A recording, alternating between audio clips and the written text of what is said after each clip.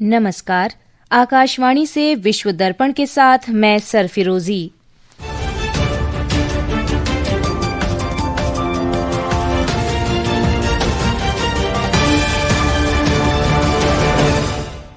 प्रधानमंत्री नरेंद्र मोदी ने कहा, कल से लागू होने वाले अगली पीढ़ी के जीएसटी सुधार देश की विकास गाथा को बदल देंगे और समाज के सभी वर्गों को इससे भारी लाभ होगा। ब्रिटेन, कनाडा और ऑस्ट्रेलिया ने फिलिस्तीन राज्य को औपचारिक मान्यता दी। अफगानिस्तान ने बगराम एयरबेस को पुनः हासिल करने की अमेरिकी राष्ट्रपति डोनाल्ड ट्रंप की धमकी को खारिज किया। देश में किसी भी विदेशी सैन्य उपस्थिति का पुरजोर विरोध करने का प्रण लिया। और एशिया कप क्रिकेट में सुपर 4 के रोमांचक मुकाबले में पाकिस्तान ने भारत को 172 रन का लक्ष्य दिया।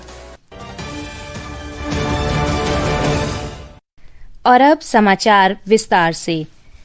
प्रधानमंत्री नरेंद्र मोदी ने आज कहा कि अगली पीढ़ी के वस्तु और सेवा कर सुधार नवरात्रि के पहले दिन कल से लागू होंगे। राष्ट्र को संबोधित करते हुए श्री मोदी ने कहा कि जीएसटी बचत उत्सव कल से शुरू होगा। लोग कम कीमत पर अपनी पसंद के सामान खरीद सकेंगे। उन्होंने कहा कि राष्ट्र की विकास गाथा इन सुधारों के साथ बदल जाएगी।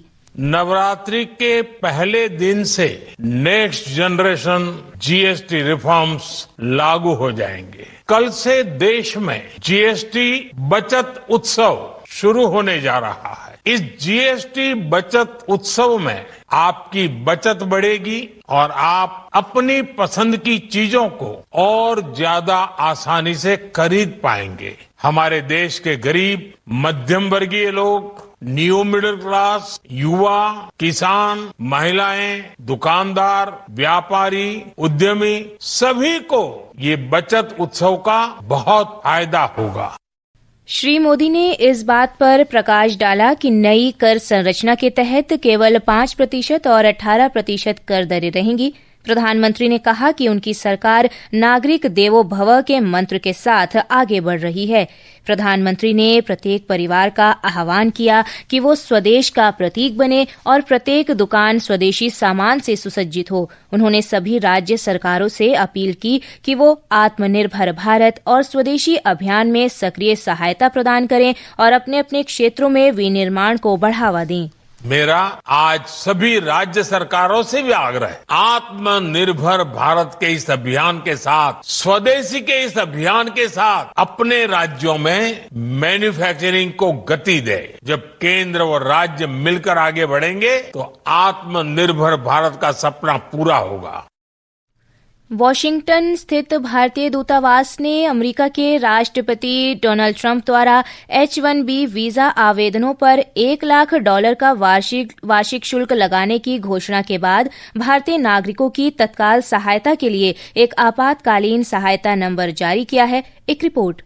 एक सोशल मीडिया पोस्ट में भारतीय दूतावास ने कहा है कि आपातकालीन सहायता के लिए भारतीय नागरिक +120255099931 पर कॉल कर सकते हैं और व्हाट्सएप भी कर सकते हैं। इस नंबर का उपयोग नियमित पूछताछ के लिए नहीं बल्कि तत्काल आपातकालीन सहायता के लिए ही करना होगा। इस बीच भारत सरकार ने अपनी सभी संस्थाओं और केंद्र को निर्देश दिया है कि वे अगले 24 घंटे में अमेरिका से वापस लौटने वाले भारतीय नागरिकों को हर संभव सहायता प्रदान करे। अमेरिकी प्रशासन के एक वरिष्ठ अधिकारी ने स्पष्ट किया कि ये शुल्क केवल नए H-1B वीजा आवेदनों पर ही लागू होगा, न कि मौजूदा धारकों या नवीनीकरण करने वालों पर। इस कदम से भारतीय तकनीकी पेशेवरों और भारतीयों द्वारा भेजे जाने वाले धन के प्रवाह पर पड़ने वाले असर से गंभीर चिंताएं उत्पन्न हो गई हैं, क्योंकि सभी H-1B वीजाओं में से लगभग 71% भारतीय नागरिकों को दिए जाते हैं। विश्व दर्पण के लिए शक्ति सिंह।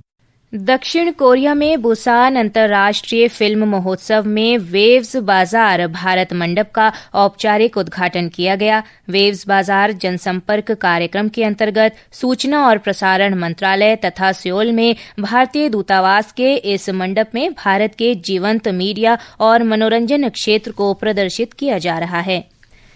विश्व दर्पण समाचार आकाशवाणी से प्रसारित किए जा रहे हैं। ताज़ा समाचार जानने के लिए आप हमारे social media handle X@AIR news Hindi को फॉलो कर सकते हैं। विश्व दर्पण में आपका फिर स्वागत है। ब्रिटेन, कनाडा और ऑस्ट्रेलिया ने फिलिस्तीन राज्य को औपचारिक रूप से मान्यता दे दी है। ब्रिटिश प्रधानमंत्री कीर स्टारमर ने एक वीडियो बयान में घोषणा की कि ब्रिटेन फिलिस्तीन राज्य को औपचारिक रूप से मान्यता दे रहा है। उन्होंने इस कदम को शांति और द्विराज्य समाधान की आशा को पुनर्जीवित करने की दिशा में एक कदम बताया।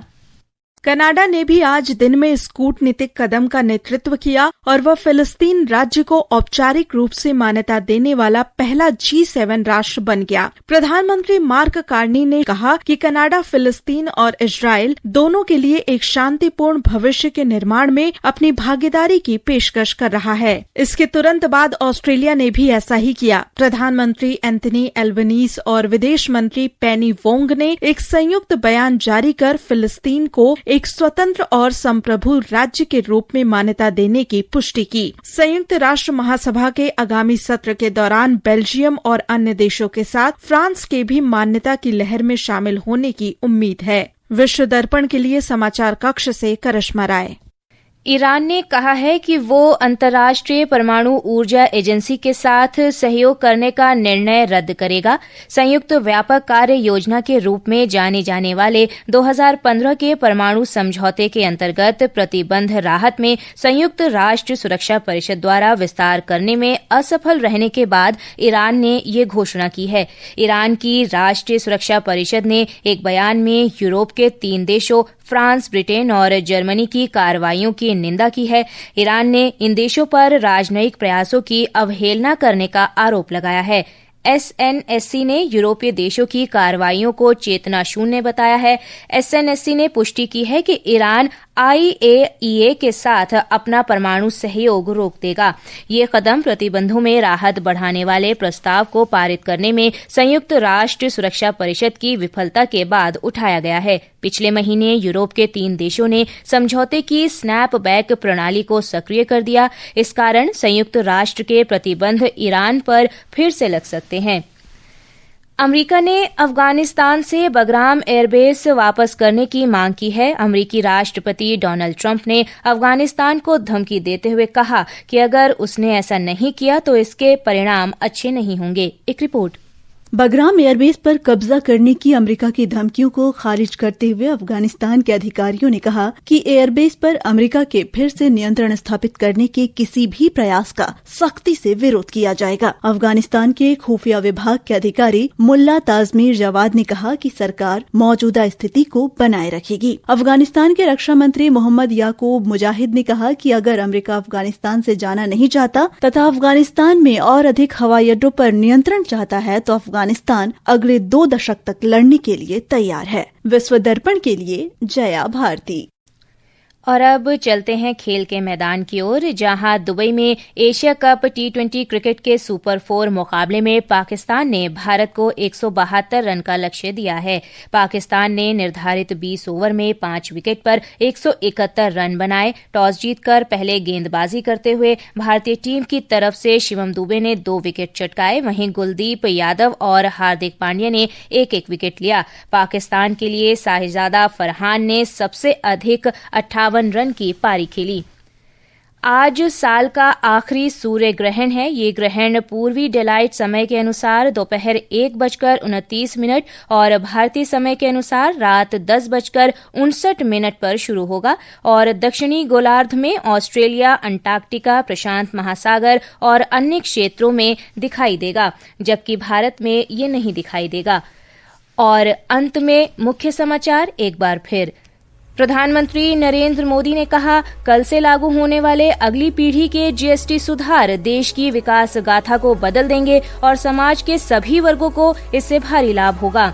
ब्रिटेन, कनाडा और ऑस्ट्रेलिया ने फिलिस्तीन राज्य को औपचारिक मान्यता दी।